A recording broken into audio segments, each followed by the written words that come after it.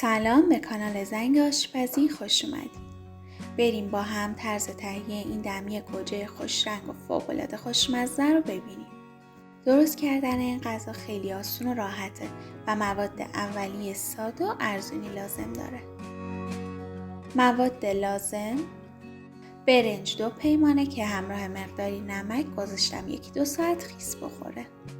گوجه فرنگی متوسط 7 عدد یا 5 تا گوجه فرنگی درشت. و اگه گوجه فرنگیاتون گوشتی و خوشرنگ نبودن، مثلا توی فصل زمستون، بهتره که کنار گوجه از رب هم استفاده بشه تا غذاتون خوشرنگ تر شه. در غیر این صورت به نظر من اصلا نیازی به رب نیست. حالا توی آموزش من رب رو استفاده میکنم و شما خودتون مختارین که رب استفاده کنین یا نه.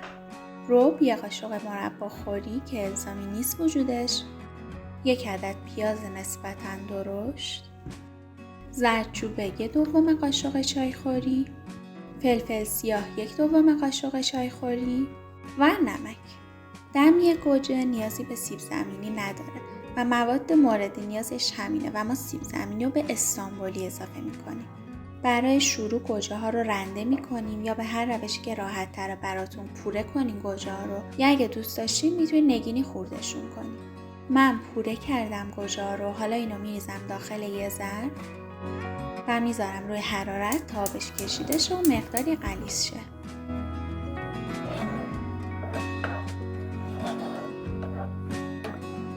خب تا آب گوجه ها کشیده شه، یه پیاز درشت رو خورد میکنیم.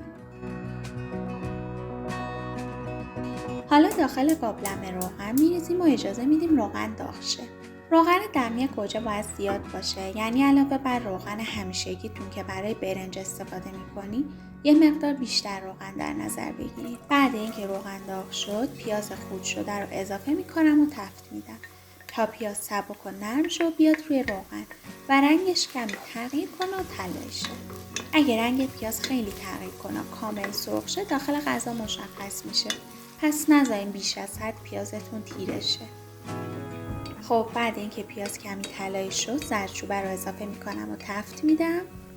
زردچوبه باعث میشه که دمی گوجه خیلی خوش رنگ تر شه، اما بیشتر از نصف قاشق چایخوری من اضافه نمیکنم چون باعث میشه که طعم غذامون تغییر کنه.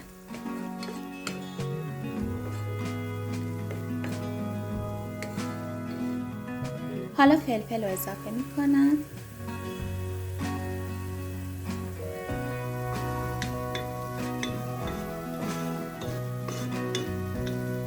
و رب رو اضافه میکنم و یکم تفت میدم تا بوی خامی رب از بین بره و رنگ باز کنه. اگه رب زیادی برای این دمی گوجه استفاده کنین، غذاتون کمی ترش میشه و رنگ دمی گوجهتون پررنگ‌تر میشه، اما طعم غذا رو بد نمیکنه. حالا سلیقه بعضیا دوست دارن که اضافهش کنن. اگه دوست نداشتین میتونین حذفش کنین رب. خب پوره گوجه آماده است. من دیگه بیشتر از این نمیذارم رو حرارت بمونه و به این حد که رسید اضافهش میکنم به بقیه موادم.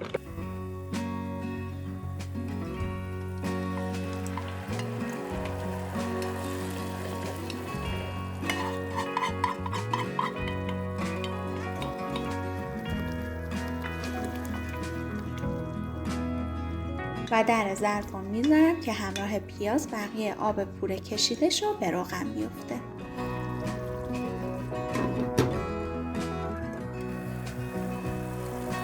خب بعد اینکه به روغن افتاد، برنجی رو که 1-2 ساعت قبل خیس کرده بودیم بدون آب اضافه میکنیم بهش.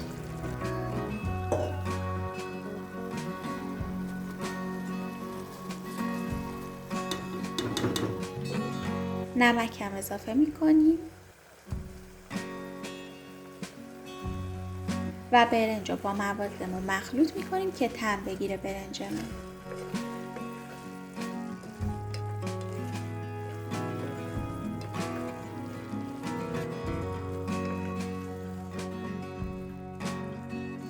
بعد حدوداً 1 دقیقه بهش 2.5 پیمونه آب جوش اضافه میکنم. بیشتر از این آب اضافه نمی کنم چون موادمون کمی خودش آب داره و نیازی به اضافه کردن آب بیشتری نیست و باید آب کمتر از 1 بند انگشت اضافه کنیم توی این غذا. میذاریم با شعله متوسط آبش کشیده شه.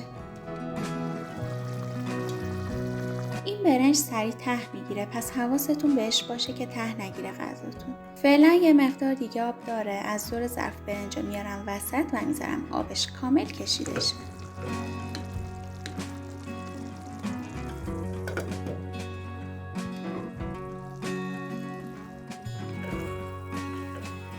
خب الان آب برنج کامل کشیده شده. دمکنی میذاریم و اجازه میدیم با حرارت ملایم حدود نیم ساعت دم بکشه.